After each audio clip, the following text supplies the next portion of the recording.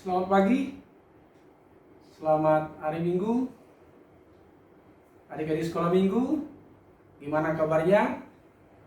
Sehat-sehat ya, tetap semangat.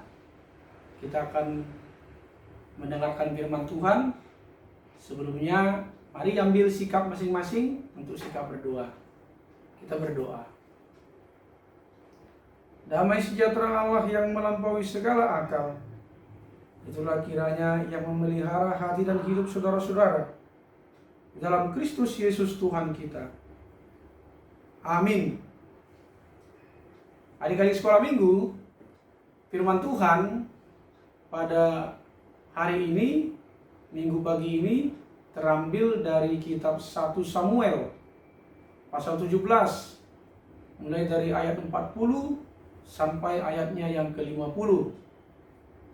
Pak Pendeta akan membacakannya. Adik-adik sekolah Minggu silakan mengikutinya dari rumahnya masing-masing. Kita mulai ya. Perkelahian Daud dengan Goliat. Lalu Daud mengambil tongkatnya di tangannya, dipilihnya dari dasar sungai 5 batu yang licin dan ditaruhnya dalam kantung gembala yang dibawanya, yakni tempat batu-batu, sedang umbannya dipegangnya di tangannya. Demikianlah ia mendekati orang Filistin itu. Orang Filistin itu kian dekat menghampiri Daud, dan di depannya orang yang membawa perisainya. Ketika orang Filistin itu menunjukkan pandangnya ke arah Daud serta melihat dia, dihinanya Daud itu karena ia masih muda, kemerah-merahan dan elok parasnya. Orang Filistin itu berkata kepada Daud, "Anjingkah aku, maka engkau mendatangi aku dengan tongkat?" Lalu demi para allahnya orang Filistin itu mengutuki Daud. Pula orang Filistin itu berkata kepada Daud, "Hadapilah aku, maka aku akan memberikan dagingmu kepada burung-burung di udara dan kepada binatang-binatang di padang." Tetapi Daud berkata kepada orang Filistin itu, "Engkau mendatangi aku dengan pedang dan tombak dan lembing, tetapi aku mendatangi engkau dengan nama Tuhan semesta alam, Allah segala barisan Israel yang kau tantang itu. Hari ini juga Tuhan akan menyerahkan engkau ke dalam tanganku, dan aku akan mengalahkan engkau dan memenggal kepalamu dari tubuhmu. Hari ini juga aku akan memberikan mayatmu dan mayat tentara orang Filistin kepada burung-burung di udara dan kepada binatang-binatang liar, supaya seluruh bumi tahu bahwa Israel mempunyai Allah, dan supaya segenap jemaah ini tahu bahwa Tuhan menyelamatkan bukan dengan pedang dan bukan dengan lembing, sebab di tangan Tuhanlah pertempuran, dan ia pun menyerahkan kamu ke dalam tangan kami." Ketika orang Filistin itu bergerak maju untuk menemui Daud, maka segeralah Daud berlari ke barisan musuh untuk menemui orang Filistin itu. Lalu Daud memasukkan tangannya dalam kantungnya, diambilnyalah sebuah batu dari dalamnya, diumbannya, maka kenahlah dahi orang Filistin itu, sehingga batu itu terbenam ke dalam dahinya, dan terjerumuslah ia dengan mukanya ke tanah. Demikianlah Daud mengalahkan orang Filistin itu dengan umban dan batu. Ia mengalahkan orang Filistin itu dan membunuhnya tanpa pedang di tangan. Demikianlah pembacaan firman Tuhan. Adik-adik yang dikasihi Yesus Kristus, topiknya adalah andalkan Tuhan dalam hidupmu. Sebelum Pak Pendeta melanjutkan khotbah ini, mari kita dulu tonton tentang video perkelahian antara Daud dan Goliat.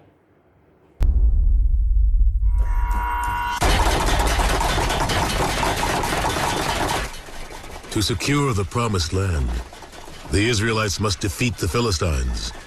But King Saul has lost God's blessing. And now he faces the Philistines' greatest champion, Goliath.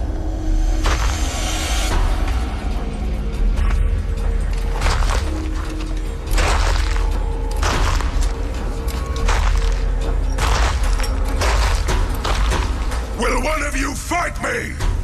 Israelites! You win! And the Philistines will be your slaves. I win! And you will be our slaves. Someone must fight him! Not you, Jonathan.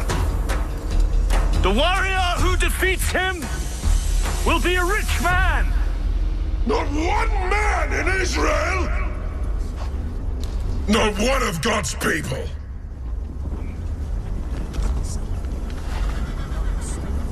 I'll do it.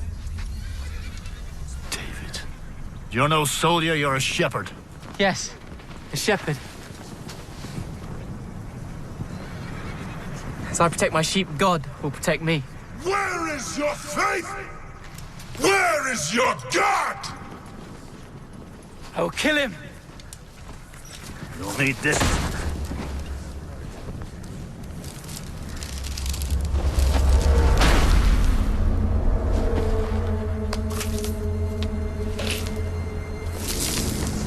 I'll be better without it.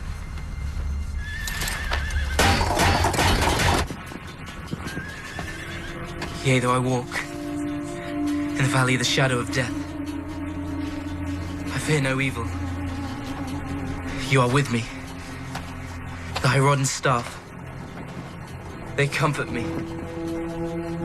You anoint my head with oil.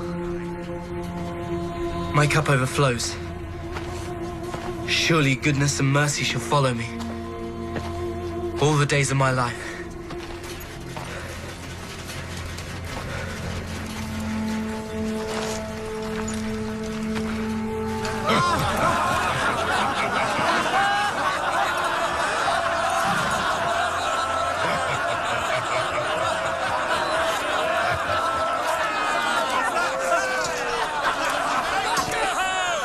Israel has found a champion!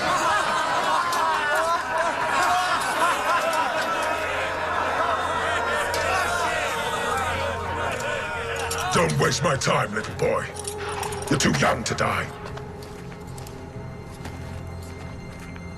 I will fight you!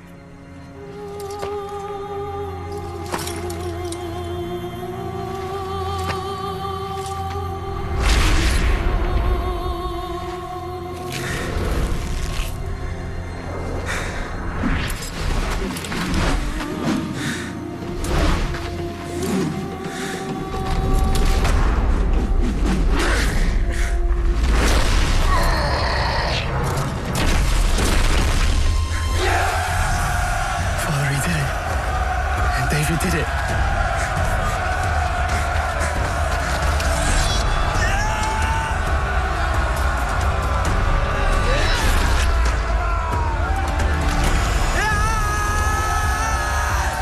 Let us make slaves of them!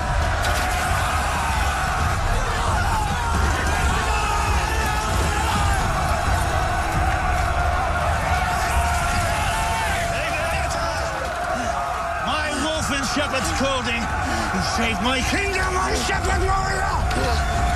Come with me, brother. Kita sudah saksikan videonya. Sekarang mari kita kembali ke Alkitab kita tentang cerita perkelahian antara Daud dan Goliat. Kita sama-sama tahu bahwa nats Alkitab yang Pak Pendeta bacakan tadi bercerita tentang Daud yang berperang melawan Goliat. Goliat panglima pasukan orang Filistin. Pasukan Filistin dipimpin Goliat. Goliat adalah seorang yang tangguh dan memiliki alat perang yang lengkap. Sementara Daud hanya memiliki alat perang yang sangat sederhana, yakni tongkat, umban, dan 5 batu licin dari dasar sungai. Itu yang kita lihat tadi dalam pembacaan Alkitab. Walaupun demikian, tapi Daud tidak merasa takut kepada Goliat dan pasukannya. Karena Daud itu percaya bahwa Allah lah yang akan berperang melawan Goliat. Itu bisa kita lihat ungkapan imannya dinyatakan di dalam ayat 45 sampai ayat 47.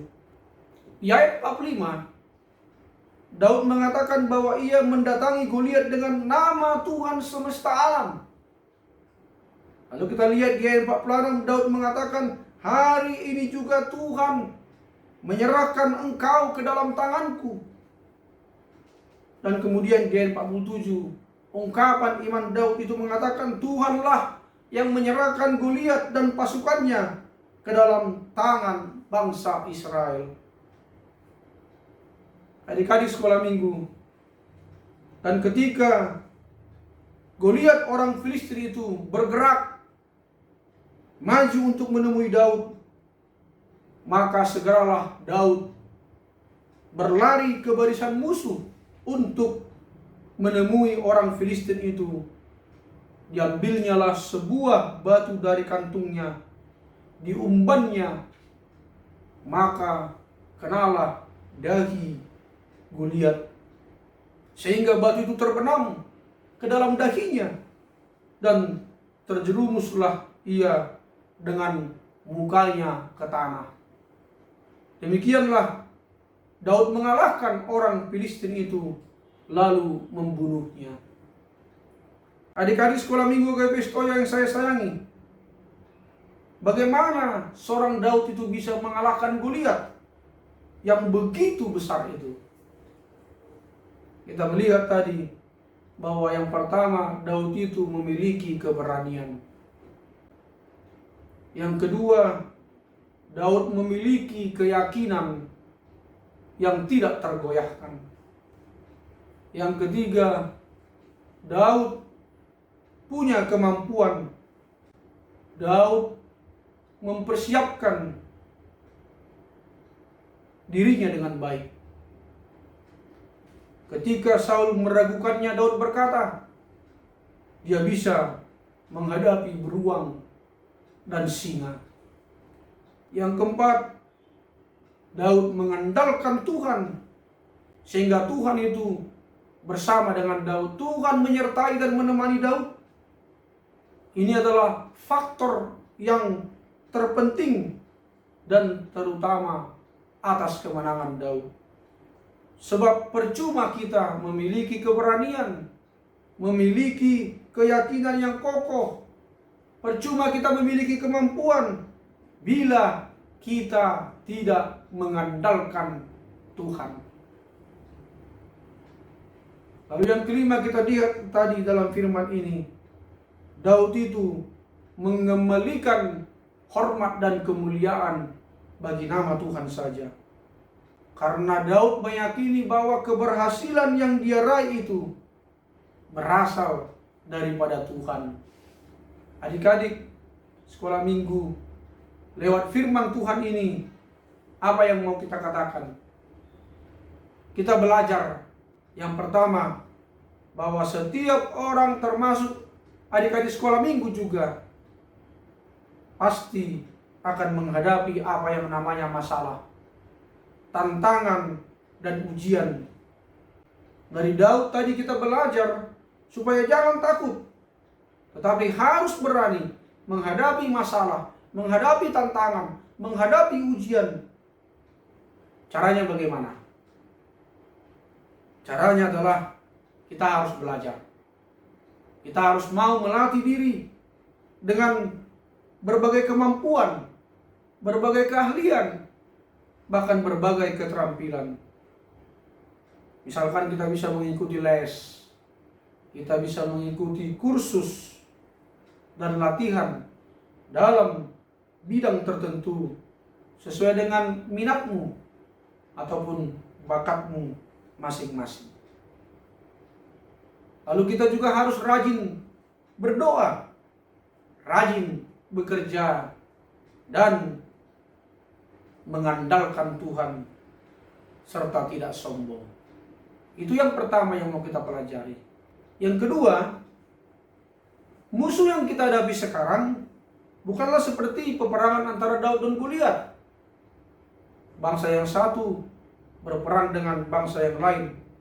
Tapi peperangan yang kita hadapi adalah, yang pertama adalah peperangan rohani. Bagaimana supaya kita tetap dalam hidup kita taat, kita setia kepada Tuhan. Kita patuh terhadap perintahnya, patuh terhadap firman-Nya. Kita mengasihi Tuhan.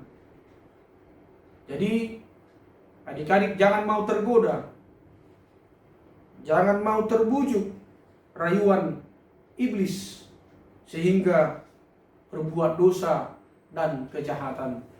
Jangan mau tergoda oleh bujuk rayuan iblis. Yang kedua, kita menghadapi peperangan perilaku. Bagaimana kita supaya berperang melawan apa yang namanya kemalasan. Kita harus melawan rasa malas. Kita harus melawan kebodohan. Kita harus melawan ketidakpedulian, karena kadang-kadang kita mau tidak peduli. Kita harus melawan kebohongan. Jangan berbohong.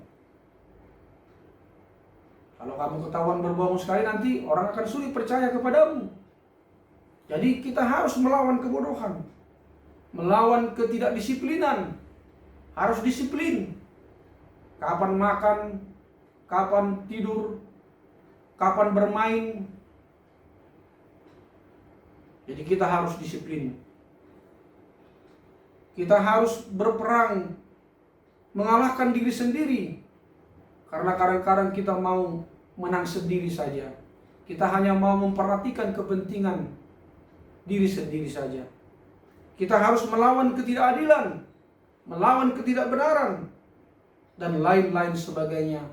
Mari kita lihat dalam diri kita masing-masing. Apa yang harus saya perangi dari sikap-sikap yang tidak baik yang ada di dalam diri kita masing-masing. Karena itu sekali lagi, andalkan Tuhan dalam hidupmu melalui berjuanglah dan berdoalah. Amin. Mari kita berdoa. Terima kasih ya Tuhan, firman-Mu telah berbicara kepada kami supaya kami ini menjadi anak-anak yang mengandalkan Tuhan. Caranya mengandalkan Tuhan agar kami tidak lupa berdoa kepada Tuhan, membaca, mendengarkan, dan melakukan firman Tuhan. Tuhan memberikan kami akal, pikiran, semangat, dan juga kemampuan untuk berjuang. Biarlah kami sungguh-sungguh berjuang dalam hidup kami, tetapi tidak pernah lupa untuk berdoa agar apa yang kami perjuangkan supaya Tuhan memberkatinya. Karena itu biarlah kami menjadi anak-anak yang selalu mengingat Tuhan, takut akan Tuhan, mengasihi Tuhan dengan melakukan firman-Mu, mengasihi Tuhan, begitu juga mengasihi orang tua kami dan kakak abang adik-adik kami. Berkatilah kami Tuhan dengan kesehatan, dengan kepintaran, dengan kerendahan hati, agar kami juga selalu bergereja dan menyembah, memuji, memuliakan nama Tuhan. Terima kasih Tuhan. Berkatilah firman-Mu.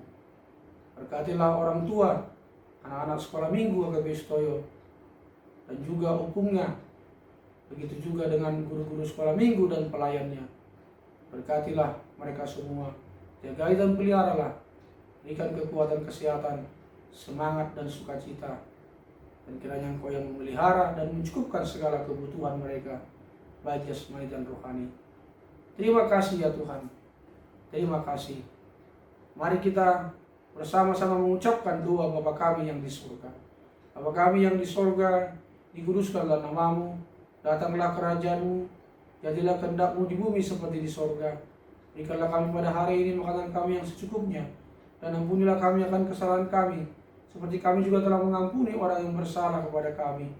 Dan janganlah membawa kami ke dalam pencobaan, tetapi lepaskanlah kami daripada yang jahat, karena Engkau yang punya kerajaan, dan kekuasaan, dan kemuliaan sampai selama-lamanya. Amin. Terimalah berkat Tuhan. Anugerah Yesus Kristus, kasih setia Allah Bapa, dan persekutuan Roh Kudus kiranya menyertai saudara-saudara sekalian. Amin. Shalom, Horas. Tetap semangat. Tuhan Yesus memberkati.